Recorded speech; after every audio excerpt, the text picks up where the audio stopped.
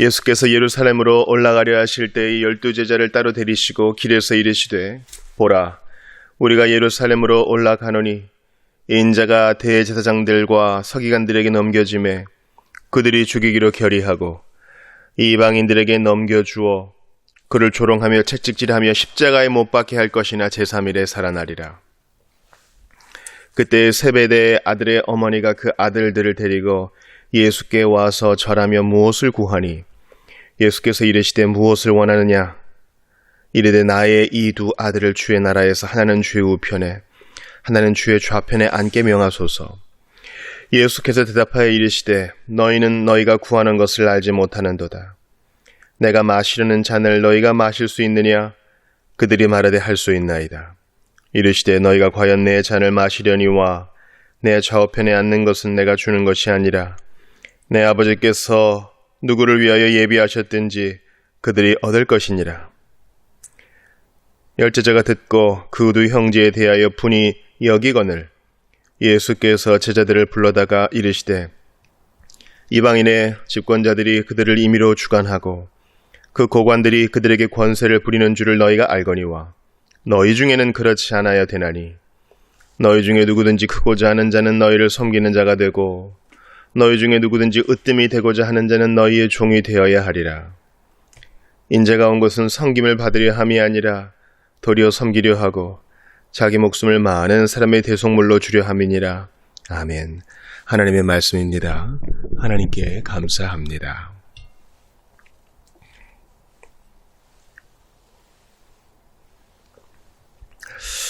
어제 주일 말씀 이후의 본문입니다.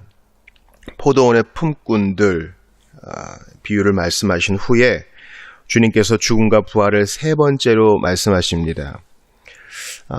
이때 조금 총 4번에 걸쳐서 당신의 죽음과 부활을 말씀하시는데 이 세 번째에서는 이방인들에게 넘겨진다. 서기관들에게 넘겨진다. 배반을 당하고 이방 사람들, 즉 비유대인들의 손에서 십자가 처형을 받으실 것을 주님이 명확하게 알고 계심을 알려주세요. 나무에 달린 자가 저주를 받을 것이다. 그 말씀이 이제 로마의 집행에 의해 이루어질 것을 주님이 아셔요. 예루살렘에 올라가시려 하실 때 12제자에게 이 말씀을 하십니다. 물론 제자들 잘 못 알아듣죠. 왜냐하면 그 다음 나오는 말씀이 그것을 여실히 보여주지 않습니까? 베드로가 저희는 모든 것을 버렸으니 뭘 얻겠습니까? 계속 앞에 치고 나가니까 이제 좀 불안한 거예요. 그래서 세베대의 아들들의 어머니가 이제 로비를 하는 것이죠. 바로 야고보와 요한입니다. 이 3인 중에 한 명인 베드로가 자꾸 치고 나가니까 우리 두 자리라도 좀 보존해야 되겠다 하는 것입니다. 아직까지 쟤네들은 깨달음이 없어요. 예수님은 죽음과 부활을 말씀하시는데 제자들은 나라의 영의정 좌의정, 총리나 국회의장 정도 될까요? 이런 거 바라는 거예요. 베드로는 무엇을 얻겠습니까? 우리 어제 봤잖아요. 우리가 예수를 믿을 때 이미 생명과 경건에 속한 모든 걸 받아요. 그리고 현세에 필요한 모든 것을 아버지께 받는다고요. 근데 우리는 더 갖고 싶어요. 우리의 기준은 성경과 하나님이 아니라 세상에 있을 때가 많아요. 참 누추한 일입니다.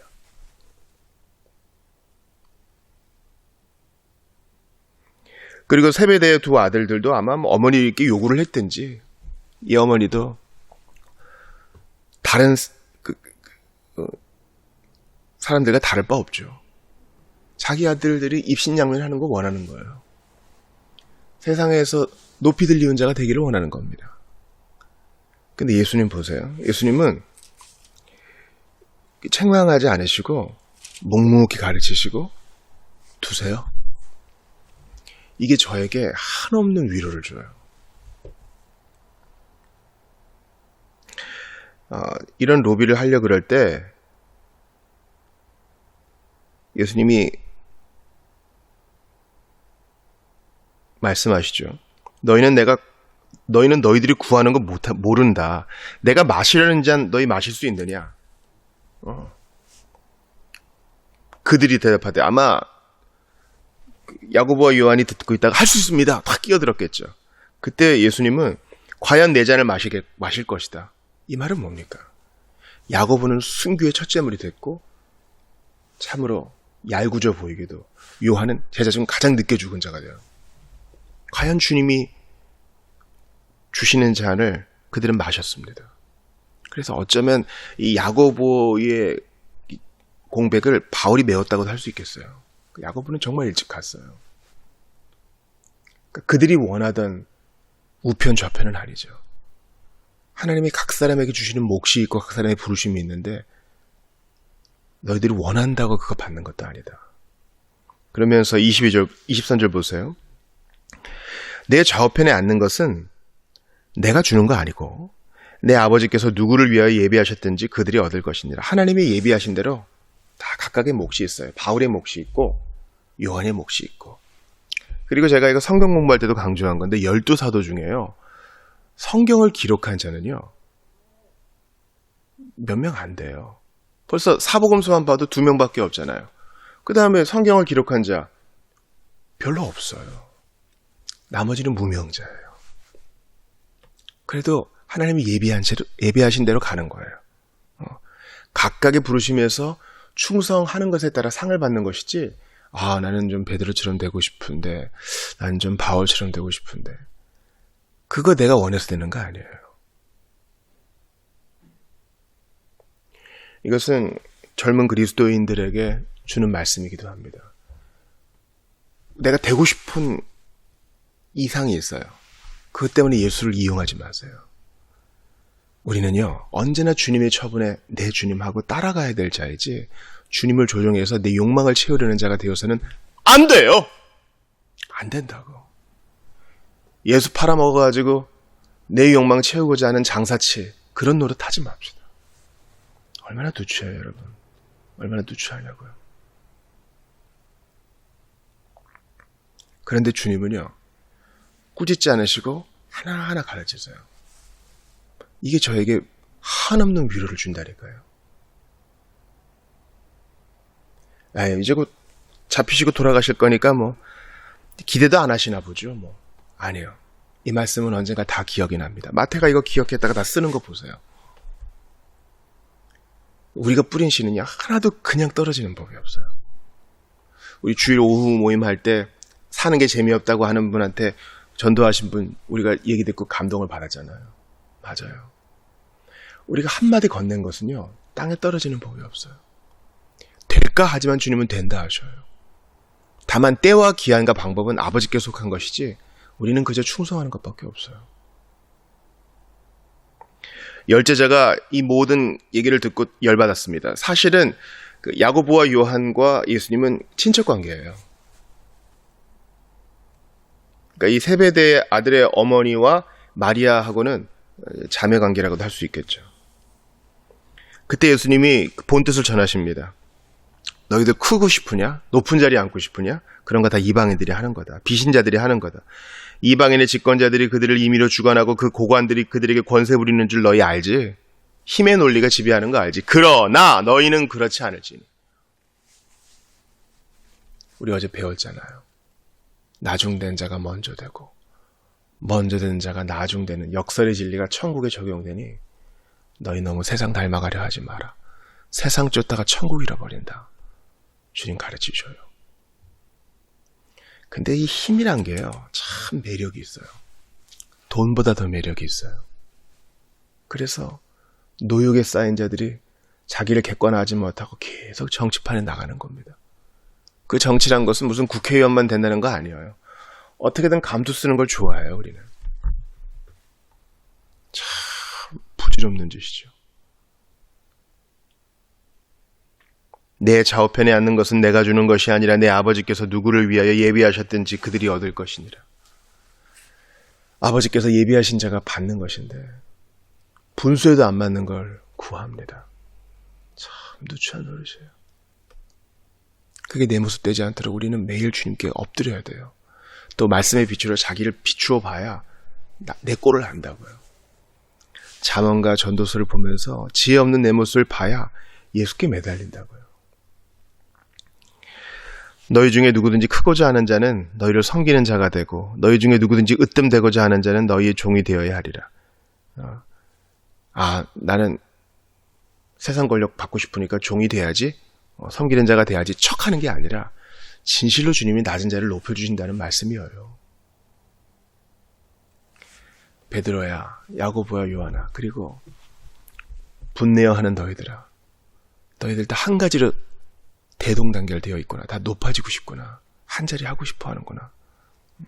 다의 주변에 있는 사람들이 다 한 자리씩 꿰찼으니까 너희에게도 그런 마음이 있겠구나. 그러나 내 나라는 그런 나라 아니다. 내 나라는 섬기는 자가 높아지고 종이 으뜸이 되는 나라이다. 최고로 섬기신 분 예수님이 모든 이름 위에 뛰어난 이름 받으셨다는 거 기억하셔요. 우리 어제 받았잖아요. 우리가 모든 것을 다 버렸으니 뭘 얻겠습니까? 베드로가 버린 게 뭐 있어요? 물론 있겠죠. 그러나 그에 비할 바 되지 않을 만큼 모든 것을 내어주신 예수님은요, 모든 것을 얻으셨어요. 그러므로 예수님을 보면서 죽고자 하는 자는 살 것이요 버리는 자는 얻을 것이라는 진리를 붙들고 믿음으로 가야 돼요. 이 교회의 직분은 상당히 중요합니다. 교회 정치에서 교회의 직원들, 직분자는 너무 중요해요. 근데 그게 교권주의화 되어서는 안 돼요. 근데 그런 일이 벌어집니다. 그러니까 개신교가 오히려 교황주의적이 되는 경우가 대단히 많아요. 그것 때문에 신문이 나서 떠나시는 분들이 상당히 많습니다. 과거에도 그랬고 지금도 그래요. 일본에서부터 시작된 그런 일들은 이미 수백 년 전에 세계 곳곳에 있어 왔습니다. 그만큼 힘의 논리가 교회를 장악하면요, 구린내가 나요. 중세 역사를 공부해 보세요. 중세 교회 역사를 공부하면 구린내가 나요. 서로 높아지려고 종되는 걸 포기해. 종이라는 명분과 말은 있고 서로 높아지려고 하니까 왕과 교황이 싸우고 국가와 교황청이 알력 다툼을 해요. 구린내가 납니다. 거기엔 하나님 나라의 매력이 전혀 없어요. 인자가 온 것은 섬김을 받으려 함이 아니라 도리어 섬기려 하고 자기 목숨을 많은 사람의 대속물로 주려 함이니라. 많은 사람을 풀어주시려고 몸값으로 자기 자신을 내어준다는 거예요. 이게 섬김의, 주님의 낮아짐의 끝판왕입니다. 어느 정도까지 섬기냐고요? 죽을 때까지. 어느 정도로 종이 된다고요? 죽음으로 대속물 내어줄 때까지. 누가 그렇게 할 수 있어요? 예수님은 본을 보이시고요, 더 이상 다그치지 않으세요. 이게 저에게 무한한 위로를 줘요. 여러분께 이사야 42장 3, 4절을 읽어드릴게요. 상한 갈대를 꺾지 아니하고 꺼져가는 등불을 끄지 아니하고 진실로 정의를 시행할 것이며 그는 쇠하지 아니하며 낙담하지 아니하고 세상의 정의를 세우기에 이르리니 섬들이 그 교훈을 앙망하리라. 이 주의 종에 대한 예언인데 예수님에 대한 거예요. 예수님은 왕으로 메시아로 오셨는데 상한 갈대를 꺾지 않고 꺼져가는 등불을 끄지 않는 온유한 분으로 오셔요. 물론 필요한 때는 제자들을 많이 꾸짖으셨지만 지금은 죽음과 부활을 앞두고서 그분은 무던히 사랑하셔요. 또 낙담하지 않으셔요. 쇠하지도 않으셔요. 제자들의 이런 꼬락서니와 세상의 믿음 없음을 보고도 그만두지도 않으셔요. 이게 저한테 위로를 준다니까요. 주님이 우리에게 말씀하시는 것 같아요. 너도 그렇게 해라. 예수님 이 땅에서 죽음과 부활을 겪으시고 승진하실 때까지 무슨 건물 하나 세우지 않으셨어요. 무슨 조직 하나 남기지 않으셨고 대단한 사람들 끌어모으지 않으셨습니다. 이것이 모든 것이 다 허무하다, 지금 하고 있는 조직과 이런 체계 다 허무하다, 이거 얘기하는 것이 아닙니다. 우리는 주님을 따라갈 뿐 서로 비교할 거 없고 서로 권력 다툼할 거 없어요. 이사야 42장 2절 보니까 그는 외치지 않고 목소리 높이지 않고 그 소리를 거리에 들리게 하지 않으며, 이거는 표 받으려는 정치인들이 하는 것이지 예수님 방식은 아니에요. 예수님은 고요히 그러나 포기하지 않고 낙심하지 않고 계속하세요. 교회 개척한 지 11년이 됐고요. 이제 우리는 한 줌의 성도들이 남아 신앙생활을 합니다. 그런데 매주마다 놀라운 일들이 벌어져요. 기대하지 않았던 사람들이 오고 놀라운 고백을 듣습니다. 우리 교우들 중에는요, 큰 상처를 겪으신 분들이 있어요.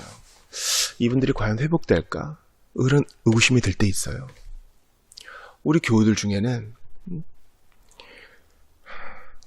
알코올 중독에 피해를 입으셔서 여러 가지 여파가 있으신 분들이 있어요. 저는 때로 의구심을 품어요.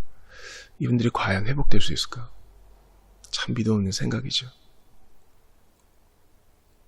주님은 오늘 본문을 통해 나에게 말씀하신 것 같아요. 계속해라 너. 계속해. 낙담하지 말고 계속해라. 화내지 말고. 이게 중요해요. 짜증내지 말고. 불평하지 말고. 남이랑 비교하지 말고. 계속해. 때와 기한과 방법은 아버지께 속한 것이니 아버지께서 예비하신 자는 반드시 영생을 얻을 것이다.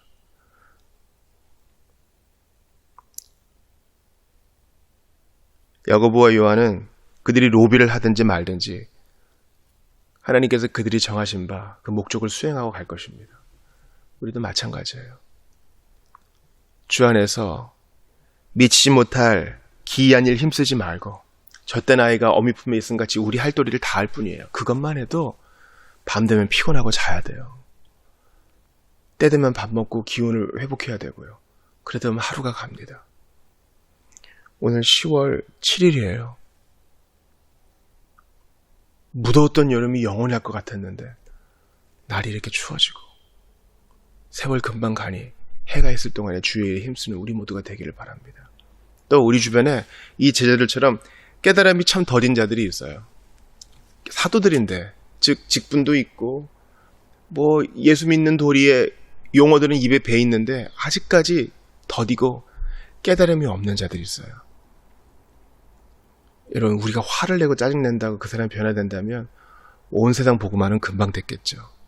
때와 기한과 방법은 아버지께 속한 것이니 예수님처럼 계속 가르치시되 알려주시되